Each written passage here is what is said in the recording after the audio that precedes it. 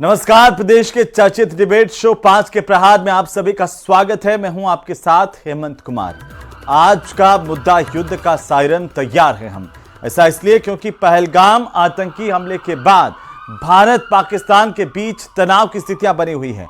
देश भर में 7 मई को चिन्हित 244 जिलों में सुरक्षा मॉक ड्रिल की जाएगी।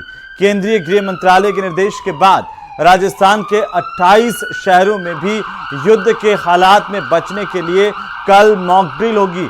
इन शहरों में रात में सायरन बजेंगे, ब्लैकआउट होगा। प्रदेश के सभी जिलों में गाइडलाइन जारी कर दी गई है। गौरतलब है कि इससे देश में किसी भी हमले की स्थिति में आपातकालीन तैयारी को परखा और सुदृढ़ किया जा सकेगा। आज इसी पर बात करेंगे।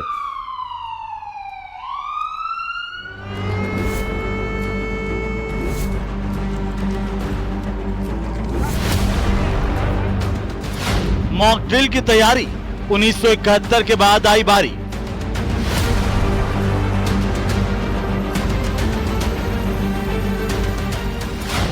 देश में कल 244 चिन्हित जिलों में डिफेंस मॉक ड्रिल।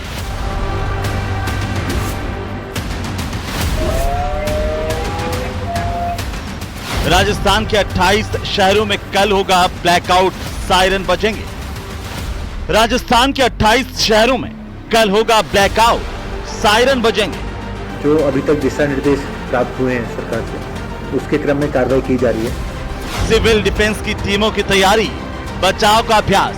जब भी खतरे का सायरन बजता है तो जनता को अलर्ट होना होता है।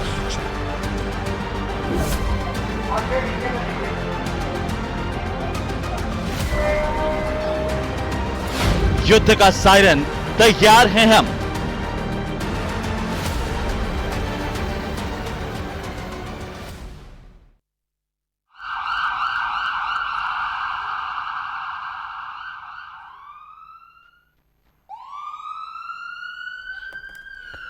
तो लगातार दिल्ली से लेकर के राज्यों में भी बैठकों का दौर चल रहा है। आज राजस्थान में भी बैठक हो रही है, जिसमें चीफ सेक्रेटरी जो है तमाम जिला कलेक्टर्स के साथ चर्चा कर रहे हैं। नागरिक सुरक्षा को लेकर के लगातार इंस्ट्रक्शंस भी दिए जा रहे हैं और ब्लैकआउट के जरिए या फिर यूं कहें कि मॉक ड्रिल के जरिए ना केवल नागरिक सुरक्षा को सुनिश्चित किया जा रहा है, बल्कि जो लोग हैं उनको भी जागरूक किया जा रहा है कि कैसे आपात स्थिति के अंदर जब सायरन बजता है तो अपना बचाव कैसे कर सकते हैं। और ये लोगों से अपील भी की गई है कि इस तरह के जब मॉक ड्रिल हो रहे हैं आम जनता के साथ, तो तमाम लोग इसमें शामिल हों, शरीक हो, कुछ सीखें। जो प्रशासन की ओर से गाइडलाइन दी जा रही है उसको गंभीरता से लें। आज इसी पर चर्चा करने के लिए हमारे साथ में खास मेहमान जुड़ रहे हैं। सबसे पहले मैं परिचय करवा दूं, लेफ्टिनेंट जनरल सत्यपाल कटेवा हैं, रिटायर्ड डिफेंस एक्सपर्ट हमारे साथ हैं, और साथ ही साथ दामोदर शर्मा, रिटायर्ड आईएएस अधिकारी हैं। आप दोनों का बहुत स्वागत है। कुछ और मेहमान भी हमारे साथ में जुड़ेंगे, लेकिन कटेवा साहब, चूंकि ये एक मॉक ड्रिल करवाया जा रहा है और कहा जा रहा है कि बहुत सालों के बाद 1971 के बाद ये इस तरह का नागरिक सुरक्षा को लेकर के पहला मॉक ड्रिल देखने को मिल रहा है। क्या खास बात है सर इसकी, और किन स्थितियों में ये और ज्यादा महत्वपूर्ण हो जाता है? देखिए हेमंत जी, ये जैसा कि आपने बताया, ये मॉक ड्रिल और इस तरह का जो सिविल डिफेंस की तैयारियां थी, ये 1971 की लड़ाई के बाद कारगिल की भी लड़ाई हमने लड़ी है, उसमें भी इसका कोई इस्तेमाल नहीं हुआ था, इसकी तैयारियां नहीं की थी। और इसके बाद 2001 में जब हमारे पार्लियामेंट पर हमला हुआ था, उस समय का जो पराक्रम था, जब पूरी की पूरी सेना मोबिलाइज हो गई थी, तीनों सेनाओं तैयार हो गई थी युद्ध के लिए, तब भी इसका कोई रिहर्सल नहीं किया गया था जी। ये जो आप सिविल डिफेंस एक्ट है, ये 2009 में इसके ऊपर एक अमेंडमेंट हुआ है और उसके अंदर ये बताया गया है, पहले जो सिविल डिफेंस एक्ट था उसमें सिर्फ एक्ट के दौरान क्या क्या कार्रवाई होंगी और क्या क्या सरकारी उसमें नुमाइंदे न्यूक्लियस होगा और बाकी कितने वॉलंटियर्स होंगे और क्या क्या रिहर्सल की जाएगी, इसमें किया जाता था। तो ये जो सिविल डिफेंस बोलो या लड़ाई की मॉक ड्रिल, इसको हम आम तरीके से बोल सकते हैं, इसकी ये तैयारी है कि जब युद्ध होगा और लार्ज स्केल पे युद्ध होगा, फुल फ्लेज वॉर होगा पूरा, उस समय जो हमारे रियर एरियाज हैं या हमारे जो स्ट्रेटेजिकली इंपॉर्टेंट टारगेट्स हैं, मेट्रोज हैं, हमारे हाइडल प्रोजेक्ट्स हैं, हमारे जो जहाँ बिजली पैदा होती है, न्यूक्लियर प्लांट्स हैं, इस तरह के जगह हैं, उनके आसपास सिविल डिफेंस की तैयारी होती है। उसमें काफी सारी तो होम गार्ड्स है जैसे, और नेशनल डिजास्टर जो अथॉरिटी है एनडीएमए वो है, और स्टेट के लेवल पे, स्टेट लेवल के ऊपर स्टेट डिजास्टर रिस्पांस फोर्स है। और इसके साथ साथ एक वॉलंटरी ऑर्गेनाइजेशन है, जैसे एनसीसी के बच्चे हैं, एनएसएस के बच्चे हैं, या नेहरू युवा केंद्र संगठन के बच्चे हैं। उन सब को मिलाकर के वॉलंटियर्स लिए जाते हैं और ऐसी जगह के ऊपर ये सब तैयारियां की जाती हैं। किस किस तरह की तैयारियां की जाती हैं? एक तो असली में अगर हमला हुआ है तो उस समय क्या कार्रवाई करनी है बचने के लिए, जमीन पे लेटना है। और दूसरी बात है कि क्या क्या प्रिकॉशंस लेने हैं, जैसे कि ब्लैकआउट करना है, कोई एयर हमले का अगर अंदेशा है तो पूरी का पूरी ब्लैकआउट करना है, उसकी ड्रिल्स कैसे करनी है, सायरन बजेगा तो हमने क्या क्या एक्टिविटीज करनी। इसके साथ साथ जो सिविल डिफेंस की और जो दूसरी ड्रिल है वो है कि कुछ एक चीजें हैं, जैसे आप देख रहे हो कि आजकल सोशल मीडिया पे उल्टी उल्टी बातें आती हैं। तो ये एक्ट के अंदर, सिविल डिफेंस एक्ट में किसके ऊपर रिस्ट्रिक्शन लगाना है जी, किसके सर्कुलेशन को रोकना है, किस तरह की जो आवाजें लाउड स्पीकर पे और कोई चल रही है उसको करना है, रोकना है, ये सब बातें भी इसके अंदर इंक्लूड होती हैं। बिल्कुल कटियार साहब, मैं थोड़ा सा ये भी जानना चाह रहा था कि आपने ब्लैकआउट की बात की, वो कैसे जरूरी है इसमें, और दूसरा क्या शहरों को कैटेगराइज भी किया गया है कि किस तरीके से यहाँ पर मॉकड्रिल होगी, तैयारियां कैटेगरी के हिसाब से अलग अलग शहरों की क्या रहने वाली है नागरिकों को लेकर के, उस पर भी हम बात करेंगे। लेकिन हमारे साथ चूंकि दामोदर शर्मा साहब भी जुड़े हुए हैं और साथ ही साथ एक और खास मेहमान है, उनका भी परिचय मैं करवा दूं, जगदीश प्रसाद रावत साहब। आप रिटायर्ड हैं कंट्रोलर सिविल डिफेंस से। तो जगदीश जी, आपका बहुत स्वागत है। और जगदीश जी, जैसे आपने कटेवा साहब को सुना, अब वो मॉकड्रिल को लेकर के बता रहे थे कि आप तो रहे हैं सिविल डिफेंस में रहे हैं, क्या एहतियात बरतना है, इसका उद्देश्य क्या है मॉकड्रिल का? जी बिल्कुल, कटेवा साहब ने जैसे बताया, सिविल डिफेंस में एक वॉलंटरी ऑर्गेनाइजेशन है जो पूरे राजस्थान में ही नहीं पूरे देश में हर बड़े शहरों में इसकी समय समय पर ट्रेनिंग दी जाती है।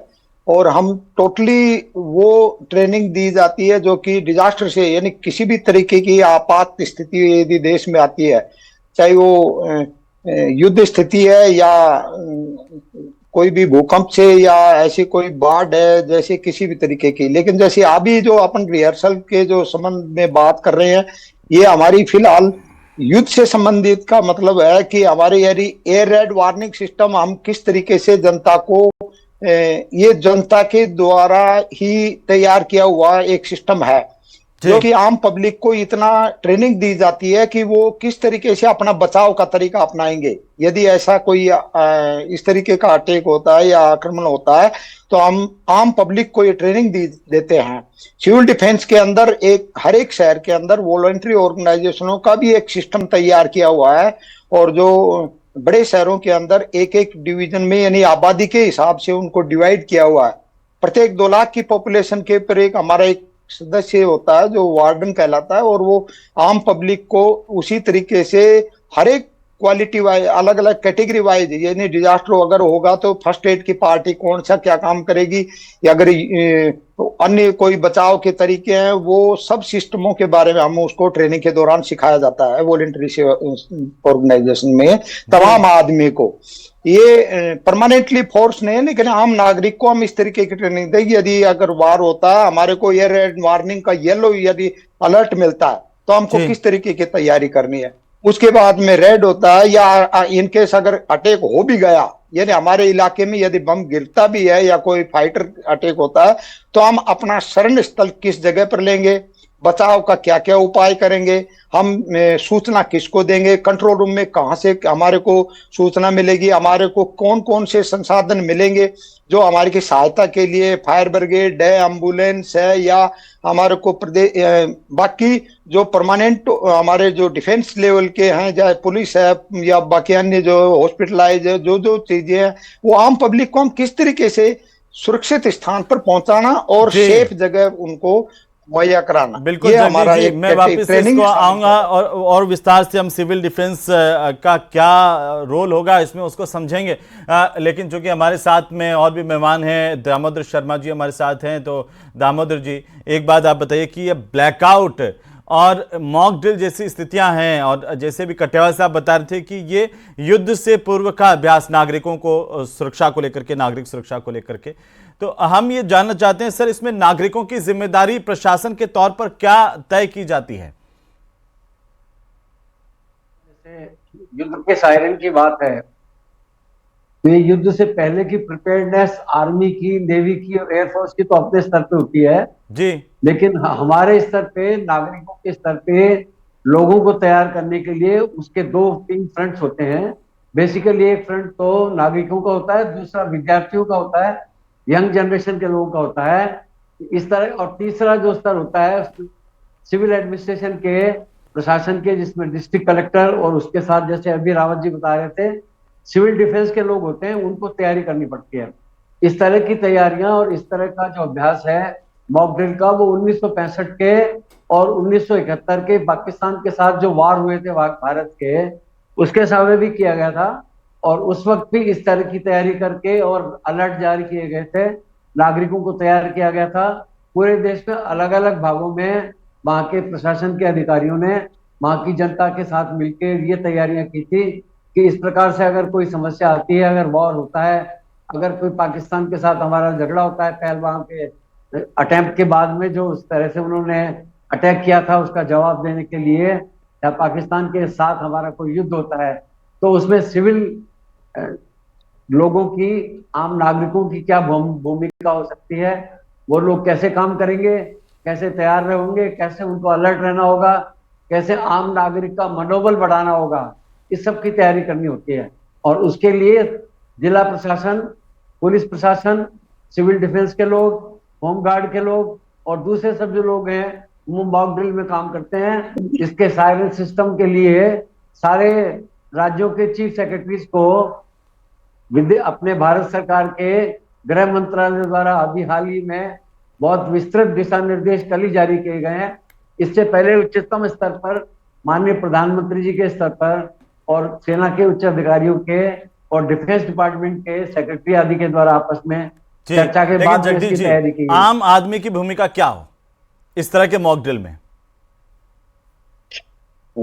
इस तरह की मॉक ड्रिल में आम आदमी इस किसी भी सिचुएशन से बचने के लिए, यानी तैयार रहने के लिए, मैं आपको कुछ बताने चाहूंगा। जैसे अगर कोई घायलों को सुरक्षित स्थान पर पहुंचाने के लिए हमारे पास में सभी हॉस्पिटलों की लिस्ट होती है। आम सिविल डिफेंस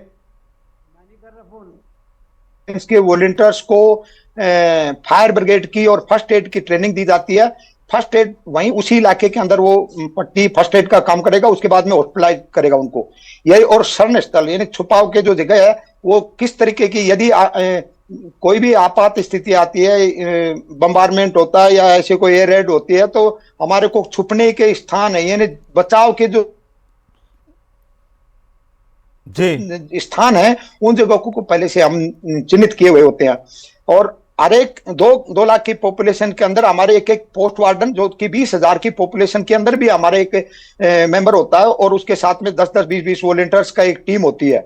हर एक पूरे शहर के अंदर कैटेगरी वाइज, पूरे समस्त शहर के अंदर सभी तरीके की समस्याओं से बचने के लिए, चाहे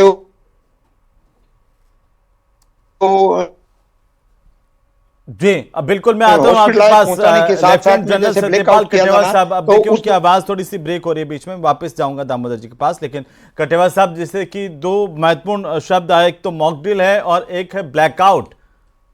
कैसे आप हमारे नागरिकों को, हमारे दर्शकों को आप समझाएंगे क्यों ये ब्लैकआउट की जरूरत पड़ती है? इस दौरान क्या करना चाहिए एक आम नागरिक को? सायरन बजता है तो सबसे पहले हम सतर्क कैसे हों? जी हेमंत जी, जो ये कल मॉक ड्रिल होनी है, ये 3 स्टेजेस में होगी ये मॉक ड्रिल। एक तो है कि हमले के पहले हमने क्या क्या प्रिकॉशन लेने हैं जी। एक ये है कि हमला हो गया है तो उसके बाद उस समय हमने क्या प्रिकॉशन लेने हैं।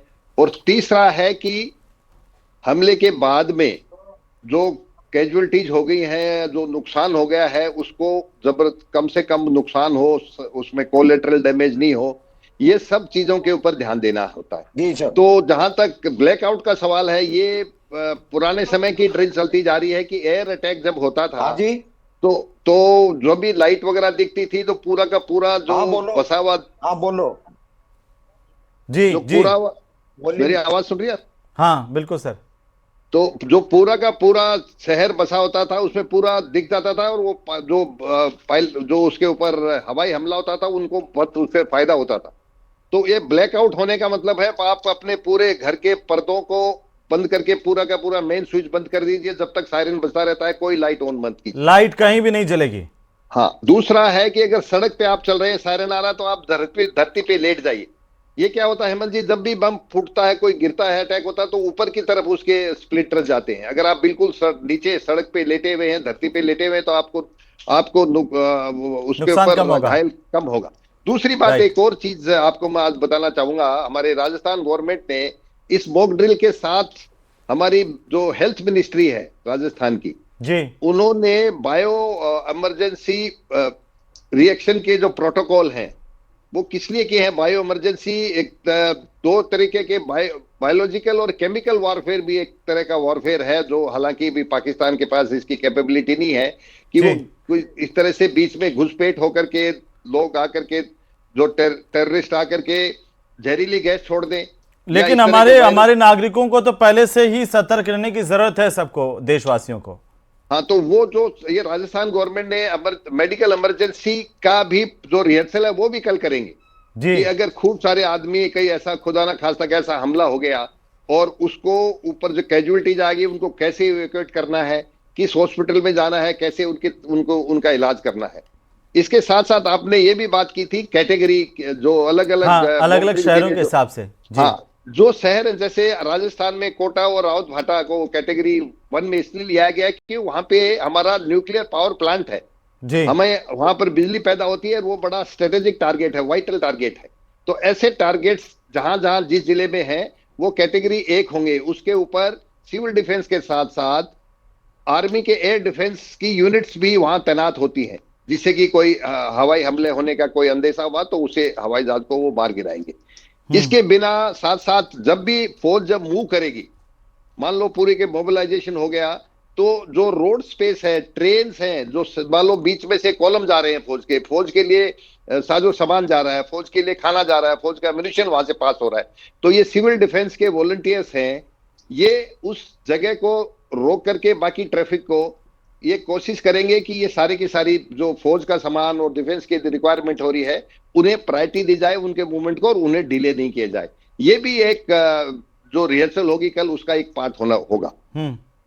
तो क्योंकि इंडिविजुअल कैजुअलिटीज और पब्लिक क्या करेगी, उसके साथ साथ जो वॉलंटियर्स होंगे उनकी क्या क्या ड्यूटीज होंगी, क्योंकि ऐसे लड़ाई के समय में पूरी की पूरी जो सेनाएं हैं वो तो पूरे के पूरे सरहद पे चली जाएंगी जी, और जो पुलिस है वो कम पड़ जाती है। तो उसके लिए आपको सिविल डिफेंस के वॉलंटियर्स इकट्ठे करके उन्हें ट्रेनिंग दे करके घर घर जाकर के सबको बताना, और इसके साथ साथ जब इमिनेंट लगता है कि अभी लगता है कि हमला हो सकता है, ये कोशिश की जाए कि कोई घर से बाहर नहीं निकलेगा, जैसे हमारे कोविड के समय हुआ था। तो ऐसे रिस्ट्रिक्शंस भी 2 से 4 दिन 5 दिन के लगा सकते हैं। तो वो फिर वॉलंटियर्स बताते हैं कि आप अपने घर में अपने जरूरत की चीजें 5-7 दिन के लिए अपना लेके रखिए।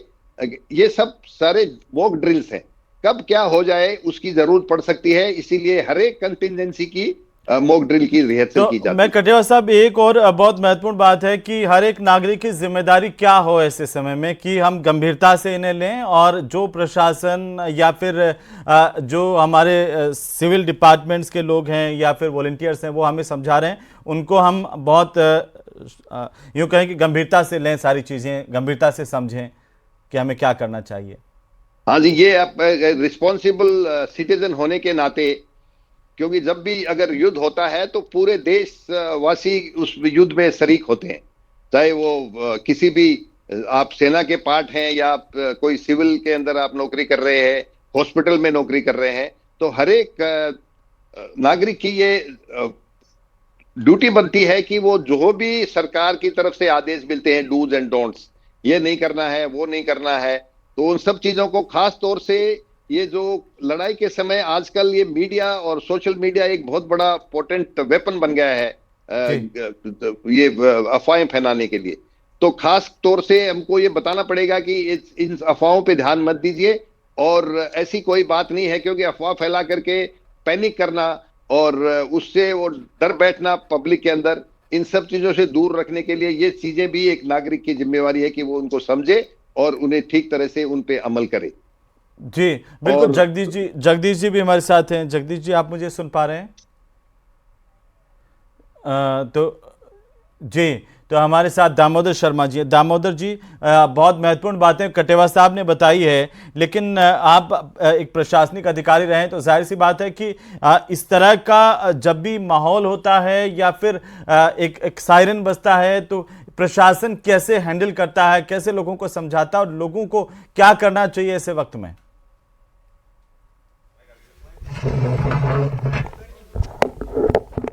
चीजों के प्रति जागृत करने की होती है। एक तो जैसे अभी कटेवा जी बता रहे थे कि किसी प्रकार की अफवाहें सोशल मीडिया वगैरह पे आजकल जो फैलती है उन पे ध्यान नहीं दें। जैसे ये कहीं पे कोई बोल दे कि उस जगह झगड़ा हो गया है, वहां पर कोई कम्युनल टेंशन हो गया है, तो उन सोशल मीडिया पे आने वाली बातों के प्रति लोगों को जागृत करना कि गलत है, ऐसा कुछ नहीं हो रहा है। दूसरी बात, बिल्कुल। और सबसे आपकी बात को मैं आगे बढ़ाते हुए हमारे तमाम दर्शकों से, राजस्थान के लोगों से, देशवासियों से जो इस वक्त टेलीविजन देख रहे हैं, उनसे हम ये जरूर कहना चाहेंगे कि बिल्कुल भी घबराइए मत, पैनिक मत होइए, और घबराना नहीं है। सायरन बजे तो आपको जैसे जैसे प्रशासन कहें, अगर आपकी भागीदारी प्रशासन चाहता है इसमें, तो आप भागीदार बनिए, समय निकालिए, इस पूरी की पूरी मॉक ड्रिल को आप समझिए कि आपको क्या करना और क्या नहीं करना। हमारे साथ में एक बहुत खास मेहमान जुड़ रहे हैं पश्चिमी सीमा से, जहां पर जोराराम बिश्नोई जी हमारे साथ जुड़ रहे हैं, 1971 के युद्ध के सैनिक रहे हैं। बहुत स्वागत है बिश्नोई साहब, जय हिंद। जोराराम जी, आप सुन रहे हो मैंने? जय हिंद, जय हिंद। 1961 सुन रहा हूँ साहब, सुन हाँ। रहा हूँ। आप माने बताओ कि 65 की लड़ाई अटेंड करा मैंने। 65 की लड़ाई में? हाँ, आप? हाँ, 65 की लड़ाई में था मैं। तो और 1971 की लड़ाई में? हाँ, 65 की लड़ाई और कितनी 2 लड़ाई लड़ी मैंने जी। दोनों लड़ाई में था मैं। तो जोराराम जी उस टाइम? हाँ, दोनों लड़ाई में था जी। जोराराम जी, 1965 और 1971 की हाँ जब लड़ाई हुई, तब भी ऐसे ही नागरिकों को जागरूक करने के लिए मॉक ड्रिल की गई जैसी अब हो रही है?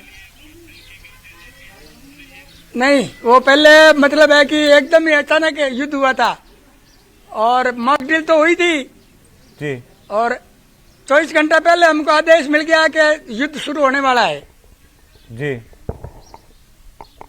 ठीक है ना। उसके बाद में फिर हम मूव कर गए बॉर्डर की तरफ। सामने देखो आप, सामने। हाँ, बॉर्डर, हाँ, बॉर्डर की तरफ मूव हो गए, खेत में कैंप लगाया जी। 65 की बात बता रहा हूँ जी। तो उसके बाद में फिर शाम को 6 बजे हमको आदेश मिला कि ये खेत खाली कर दो, तुम्हारे लिए खतरा है। मैं टैंक ट्रांसपोर्टर का ड्राइवर था, टैंक लिफ्ट करने वाली गाड़ियां चलाता था। टैंक को ले जाना, लाना, और बॉर्डर पे खराब टैंक को वापस लाना और अच्छे टैंक को छोड़ना, ये मेरी ड्यूटी थी जी। हाँ, और उसके बाद में फिर उस खेत छोड़ करके हम जीटी रोड पे आ गए जी। आकर के गाड़ियां 100 मीटर की दूरी से खड़ी कर दी और कैंप लगा दिया, और करीब रात को 3:30 बजे उसी खेत के ऊपर बम्बार्डमेंट हुआ, हम बच गए। अच्छा, हम बच गए। अच्छा, आप बच गए। और उसके बाद में फिर हमको जैसे जैसे हमारे कमांडर साहब जो ऑर्डर करते थे ना, उस हिसाब से हम ड्यूटियां करते थे। रात को टैंक ले जाना, अच्छे टैंक ले जाना, खराब टैंक को वापस लाना, ये हमारी तो ड्यूटी थी। 1971 के युद्ध में कैसा माहौल था जोराराम जी? अभी बताऊंगा मैं, वो तो पूरा हो गया ना। हाँ, वो पूरा 65 वाले तो 65 वाला हो गया। 71 वाला, वो 71 की लड़ाई में, 71 वाली लड़ाई में तो हमारे पास मतलब है कि पुरानी गाड़ियां थी, वो आधी रह गई। हाँ। और नई गाड़ी मिल गई थी चेकोस्लोवाकिया की। उन गाड़ियों के ऊपर हमने ड्यूटियां करी, टैंक को छोड़ना बॉर्डर पे और खराब टैंक को लाना। और ये हमारे पास टाटर गाड़ी थी, उससे पानी भी पहुंचाते थे हम। अच्छा। सैनिकों के लिए आगे पानी और राशन भी पहुंचाते थे और टैंक वाला ही काम करते थे। तो आपकी ड्यूटी कहाँ थी उस टाइम? उस टाइम लंगवाड़े के पास रामगढ़ के अंदर हमारा कैंप था और वहां से हम टैंक लोड करे हाँ।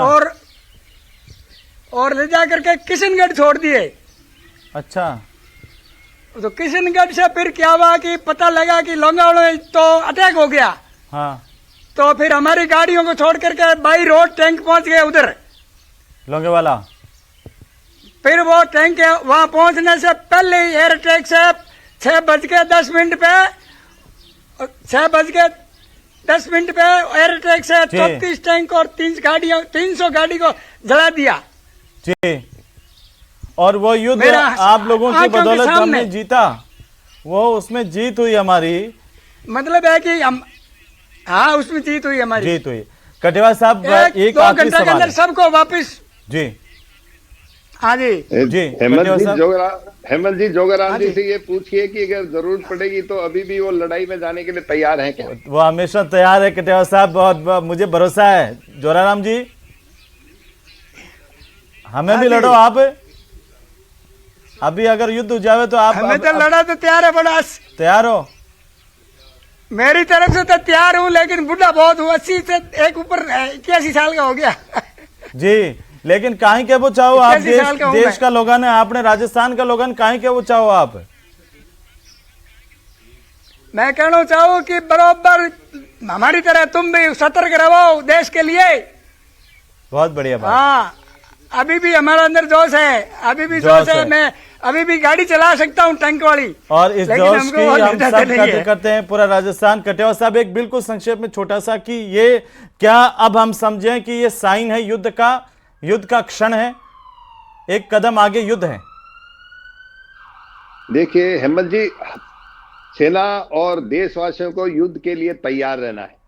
युद्ध कब होगा, किस हालत में होगा, किस जगह पे होगा, ये हमारी सेना के जो कमांडर्स हैं वो उस पे फैसला लेंगे और जो हमला वो करेंगे वो ऐसी जगह पे और ऐसे टारगेट पे करेंगे। बिल्कुल, बहुत शुक्रिया आप सभी का चर्चा में शामिल होने के लिए। कुल मिलाकर के कटेवा साहब जो बात कर रहे हैं वही बात है कि ये काम और ये तय करना सेना का काम है, हमारे देश की सरकार का काम है, लेकिन एक नागरिक के तौर पर हमारी जिम्मेदारी ये है कि जो भी शासन प्रशासन से हमें निर्देश मिले उन निर्देशों को आत्मसात करें और उनके हिसाब से व्यवहार करें, किसी भी तरह की अफवाहों से बचें और अपने देश के लिए हमेशा प्रतिबद्ध रहें।